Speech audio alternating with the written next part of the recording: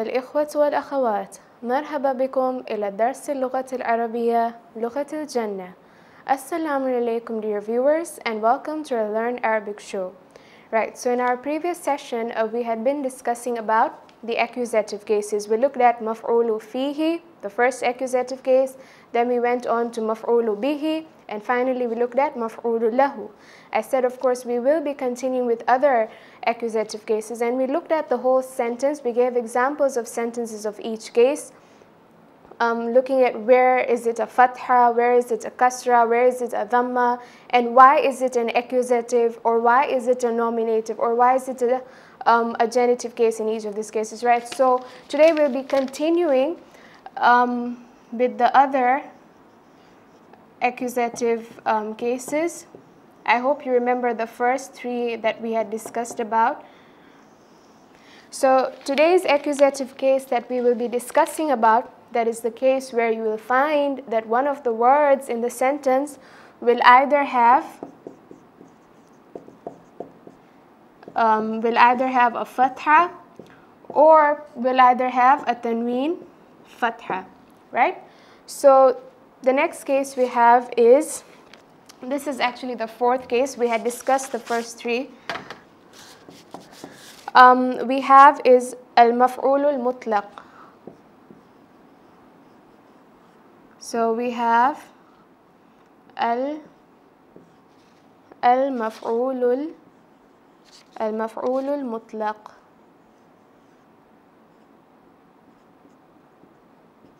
Right?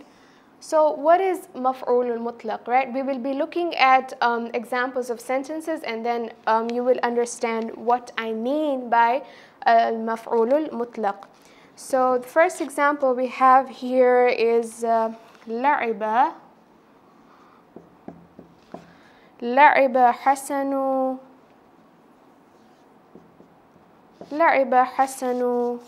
لعبا. Right?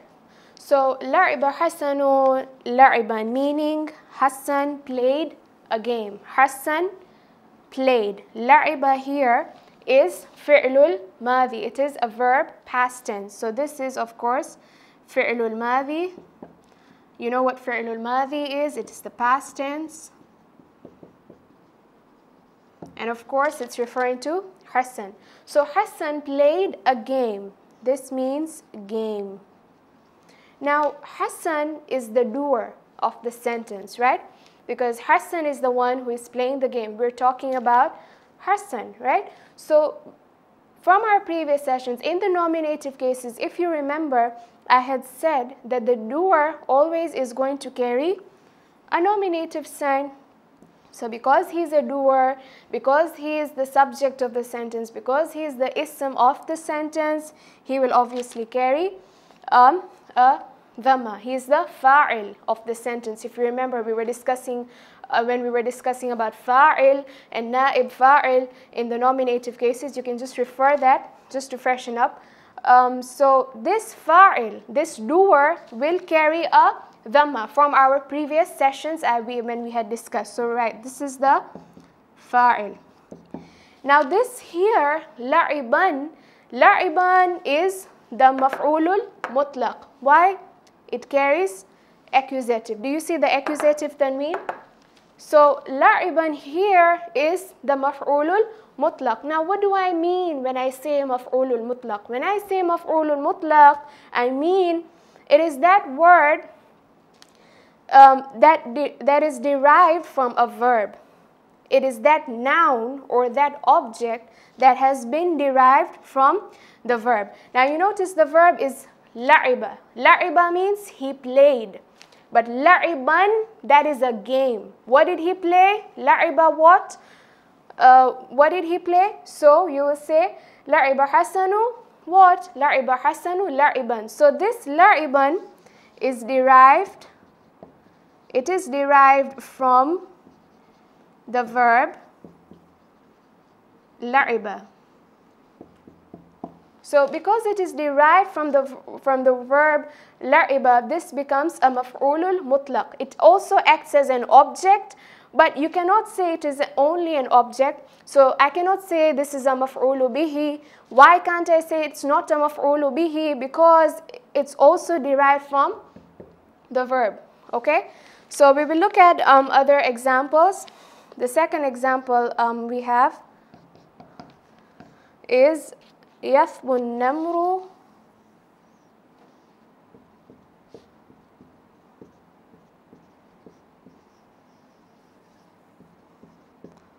يثبو النمر وثوب الأسد.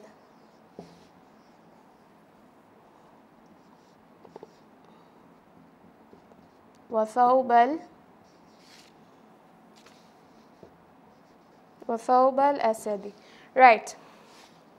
So the sentence translates as the tiger jumps, a lion's jump.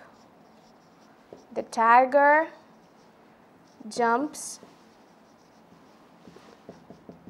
a lion's jump. Right. So what is the verb of the sentence here? It is yathbu. And yathbu, that is a present tense. It is not fi'lul madhi, it is fi'lul mudari, because jumps, that is something that's present, okay? So this is present tense. What about an-namr? What is the doer? The doer of the action is the tiger. The tiger is the one who is jumping. So because the tiger, that means an-namr in Arabic, it will carry a dhamma, because that is a doer. For example, like here in the first sentence, Hassan was the doer. He was playing the game, so he carried a dhamma. In the second example, an-namr, the tiger is the one who is jumping, the doer of the action, so again he will carry a dhamma, right? So then it goes on, وَثَوْبَ الْأَسَدِ, right? So the verb, the word that is actually derived from the verb is thawba. Thawba means a jump.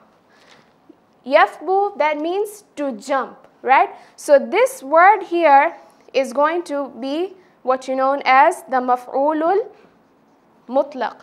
So this is going to be the maf'ulul mutlaq. Why? Because it has been derived from the verb yathbu, right? And of course, yathbul asadi. Why is it yathbul asadi? This is the rule of possessor and possession. So this here, we're just talking about the lion's jump.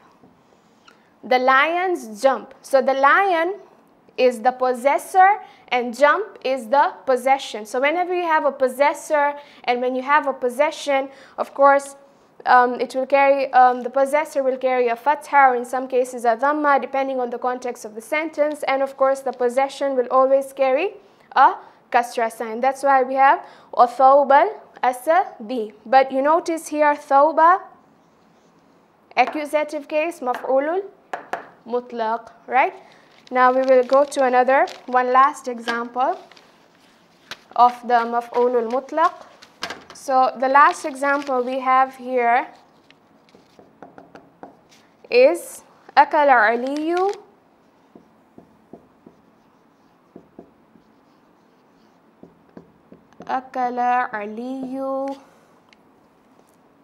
akalataini.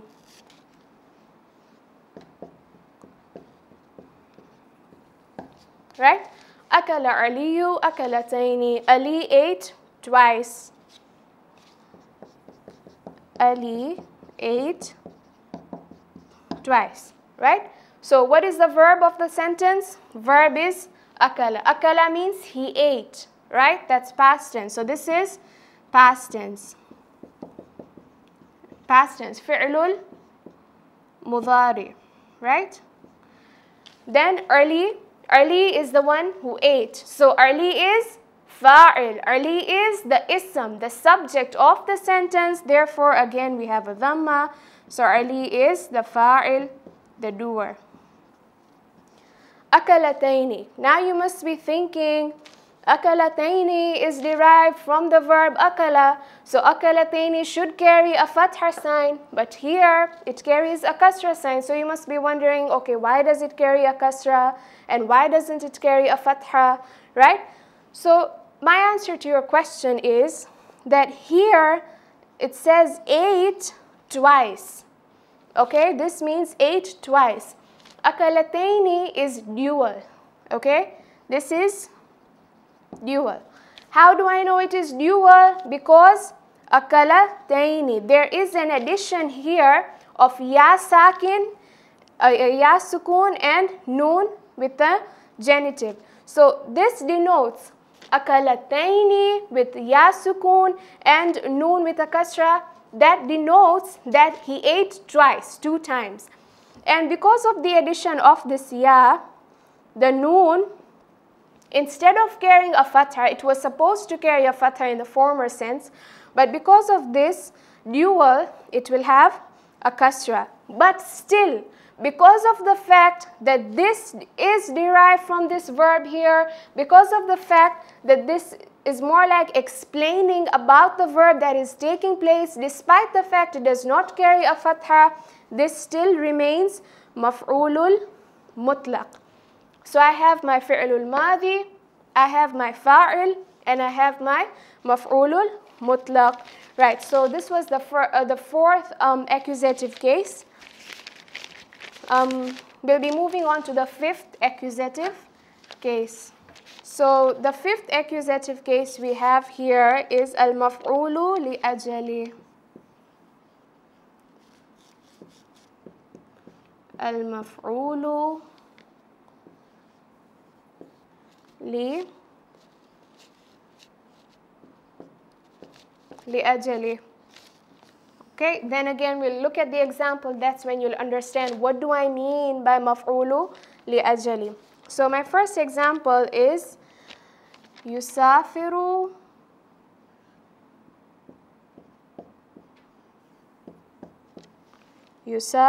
at-talibati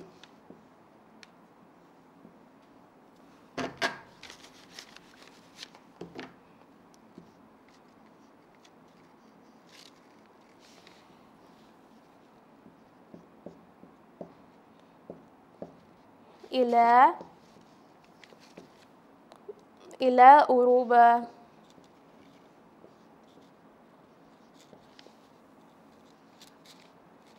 Okay, this means students travel to Europe in search of knowledge. Talban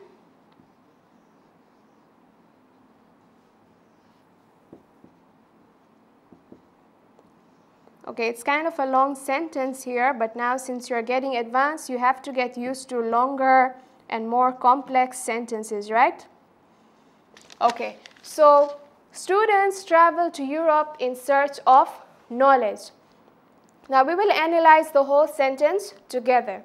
So here we find the verb is yusafiru. Yusafiru means to travel in the plural sense, of course, and this is the present tense. Then we have talibati. This is actually a type of a jamr al-mukassar. I told you that do not limit yourself to the words that I give you under the jamr al-salim and the jamr al-mukassar. That's the 2 types of plural. Do your own research. So if you look at the word talibun, you'll find that talibat, that's more like a plural for student, right? Then it says ila uruba talban lil ilm. Okay, now this explains the reason.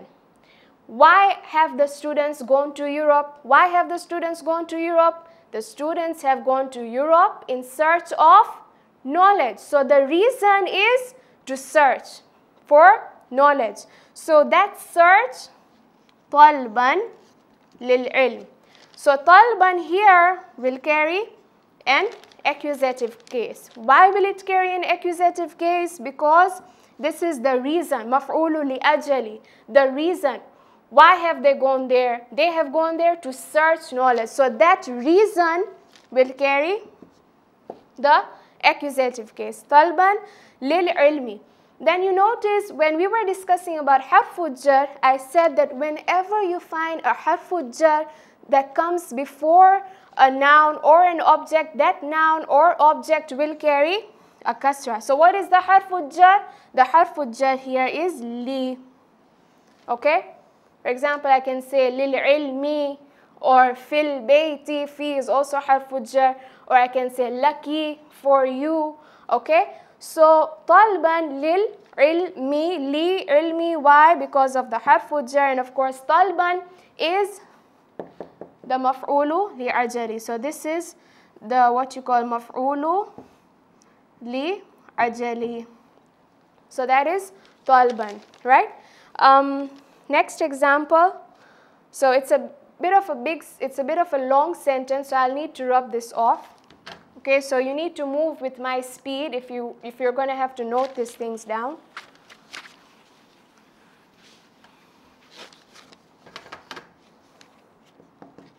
Okay, so we have عاقب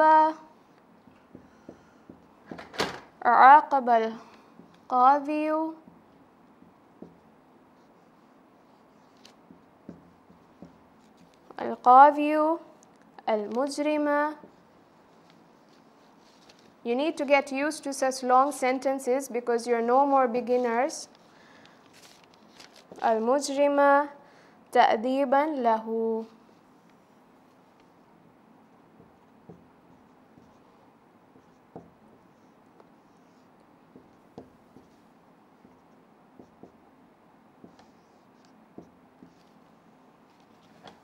Okay, so the translation will be the judge punished the sinner. Okay, عاقب القاضي المجرم. The judge punished the sinner. تأديبا له, to teach him manners. Okay, so the verb of the sentence here is عاقب. عاقب meaning to punish someone. Okay, so this is past tense, فعل الماضي. Okay, that is عاقب. القاضي, قاضي is a judge. Okay, مجرمة, that is a sinner. تأديبا له, okay, to teach him manners. Now, what is the doer of the action? When I say عاقب القاضي المجرم تأديبا له, meaning the judge punished the sinner to teach him manners. So who is doing the action? Who is the one who is doing the action in the sentence? The judge. The judge punished, right? So judge here is the doer, the fa'il, the subject, the ism. So it will carry dhamma. So this is the doer of the action. Then we have al-qadhi al-mujrima. Okay, so al-mujrim, the sinner, is the one upon whom the action is being acted upon. So from our previous session, can you tell me what mujrima is? Mujrima is maf'ulu bihi. This is going to be from our previous session. This will be maf'ulu bihi. Remember when we were discussing about the first three accusative cases, we said maf'ulu bihi, we said fihi, we said lahu. This mujrima falls under the category of maf'ulu bihi. Why? Because it is the sinner upon whom the action is being acted upon. And what action is being acted upon? The action of being punished. And who is the one who is punishing? The judge. So the judge is the doer, al-mujrima, the object of the sentence, or now you will no longer say object like in the beginner level, you will say the maf'ulu bihi of the sentence. Then finally, we have the maf'ulu li'ajali lahu. Now, ta'diban is the reason. The judge punished the sinner. Why did he punish the sinner? He punished the sinner for what? He punished the sinner to teach him manners. Ta'diban lahu. And ta'diban is the maf'ulu li'ajali, the reason behind why that action is being done. So ta'diban, of course, with an accusative case, that is my maf'ulu li'ajali. Okay? So let's look at another example. So this was عاقب القاضي المجرم تأديبا له. The judge punished the sinner to teach him manners. It's very simple. Basically, you just have to identify the particles in the sentence, telling me why is it dhamma, why is it fatha, or why is it a kasra. It's not very difficult. Okay, so قم احتراما قم احتراما لأستاذك.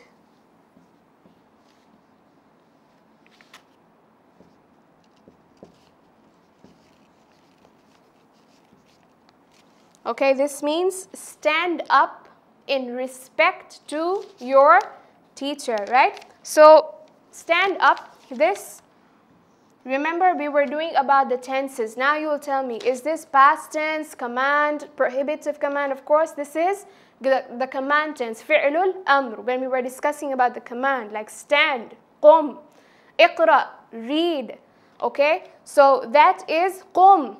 When I say qum, I mean stand. I'm commanding you to stand. When I say nim, remember when we did the poem of Hazrat Ali Asghar, nim aminan, sleep peacefully. Nim, when I say nim, sleep. When I say iqra, read. Qum, stand, right? So this is command tense. That is fi'lul amr. So stand up in respect to your teacher. Okay, li ustadik. Now, what is ihtiraman? Ihtiraman is respect to your teacher. Now, why stand up? Why do you stand up in front of your teacher? For what? To show respect. So that is the reason why you stand up in front of your teacher, right? That's the only reason why you stand up in front of your teacher, is to show respect. So that respect is maf'ulu li ajali. That is the reason, explaining your action. Why are you standing? You are standing to show respect. Ihtiraman, carrying an accusative, tanween sign, and of course it is a maf'ulu li ajali. Then li ustadik. This action is being done for whom? This action is being done for your teacher. Okay, so that's why here again we have, of course, this denotes your. Remember when we were doing about the pronouns, dependent, independent pronouns, those the suffixes that, of course, that depend on the object. I hope you remember this denotes your, right? So we have finished this case. Now we will be going to the forward, the next case. The next accusative. So we are done with maf'ulu li ajali, and we are done with maf'ulu mutlaq. Now we have al-hal.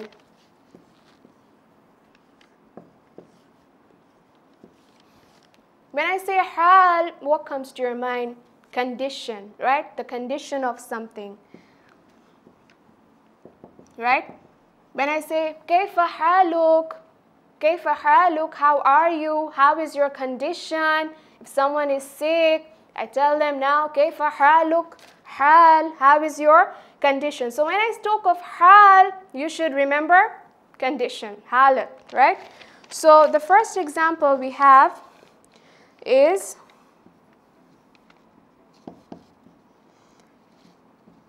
جرى الماء صافيا.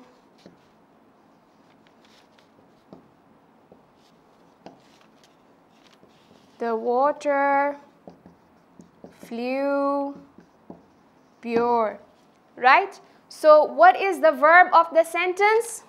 Flew. The water flew pure, okay? Flew means jara. So that is past tense, right?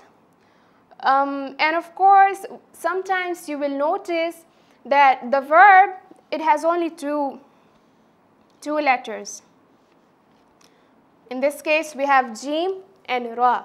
So in some cases, if you notice the verb having only 2 letters, then in this case, it means that sometimes it will be supported by the ya without dots to support the the word, right? So this is past tense meaning flew.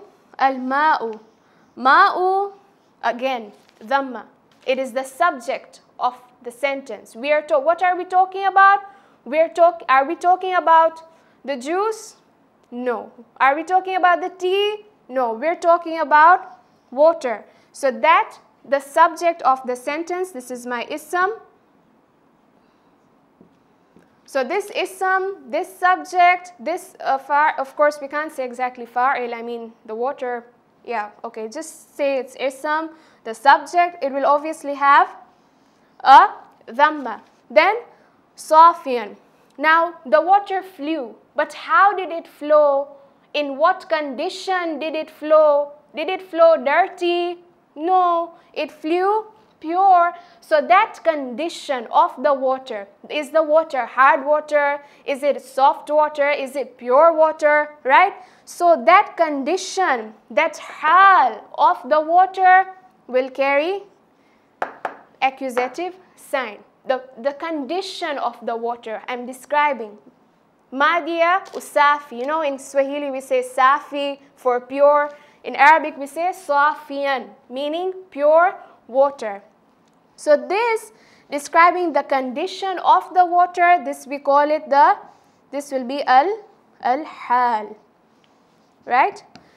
Next example we have, we'll finish this off very quickly. If we have time, we will complete the rest. We have aqbala.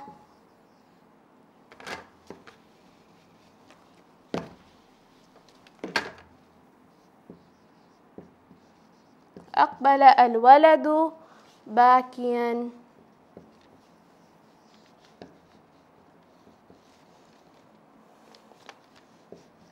Meaning the boy came crying.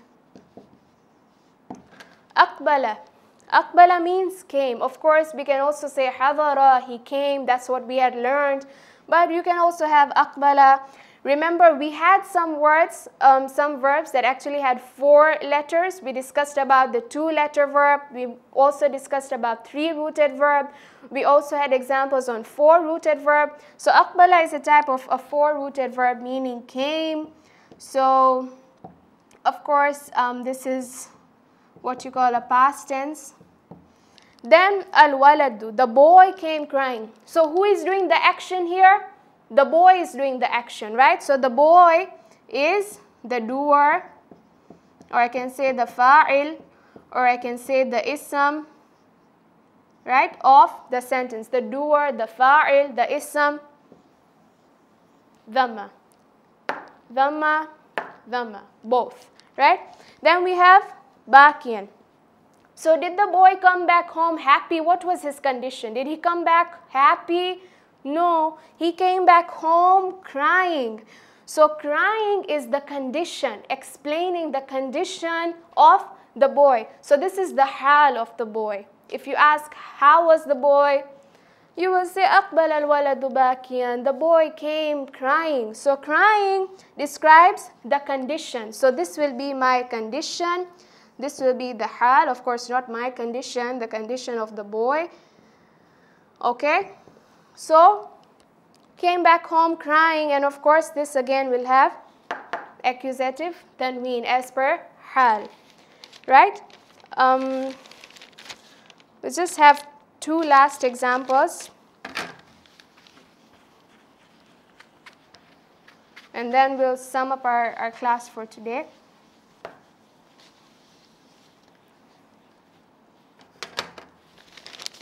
So the 4th example we have is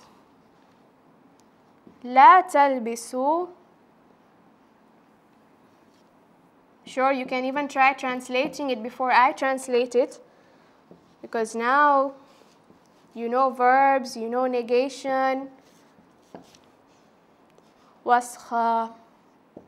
And of course, do keep note of the new vocabularies that you're getting to learn. So, لا تلبسوا الثوب وسخا. Don't wear the dress which is dirty. Okay? La. La means don't. No. Okay?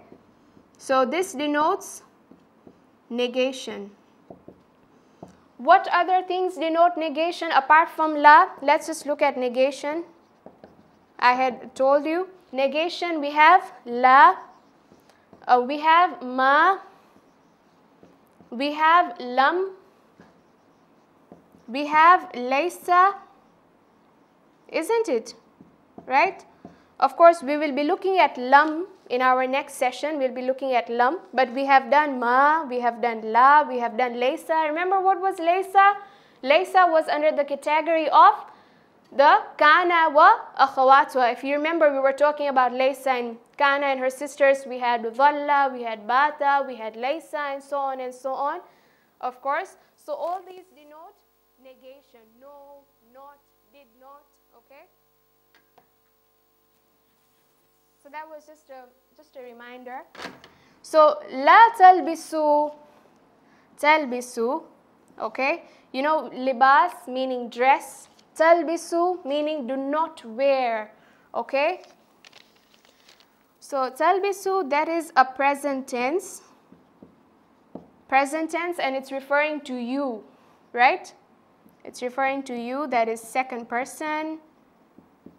La talbisu thawba waskha, don't wear the dress. So the dress, that is what? Waskha, that is dirty.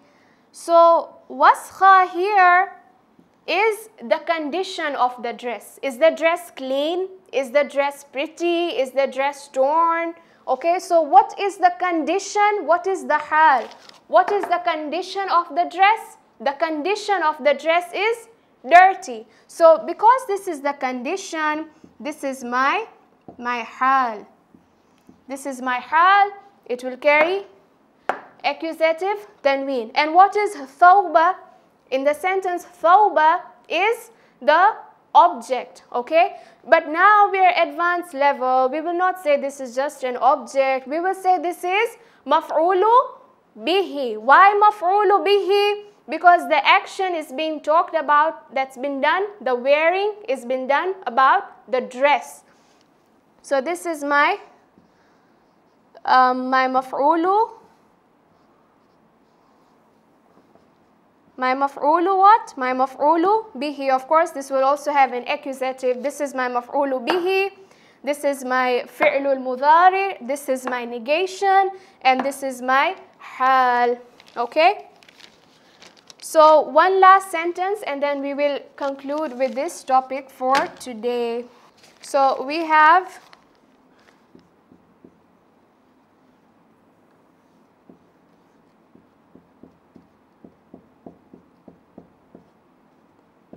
اشتريت الكرسي مكسورا.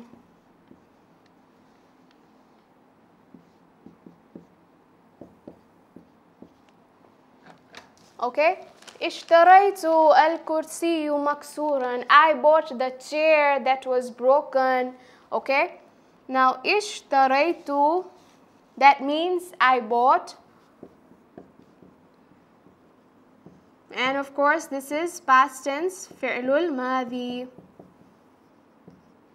Then, al-kursiyu maksuran. So what is the subject of the sentence? We are talking about the chair.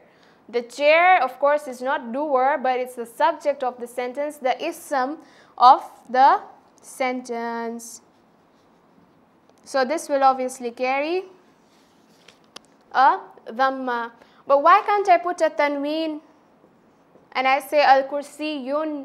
Why? Because there is definite article al.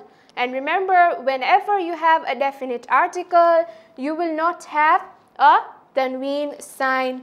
So al-kursiyu maksuran. What was the condition of the chair? When I bought the chair, what was the hal? What was the condition? Was the chair in good condition? Okay, the chair was broken. The chair was maksuran. Al-kursiyu maksuran, meaning a broken chair. So this is my hal, the condition of the chair. So this being the condition of the chair, There again you have accusative sign, the hal of the chair. So we will continue. Due to lack of time, we cannot continue with the other accusative cases. However, we will continue them in our next session. وآخر دعوانا أن الحمد لله رب العالمين. Don't forget to tune in on our next session when we will be continuing with the accusative cases. Thanks for listening and have a nice day.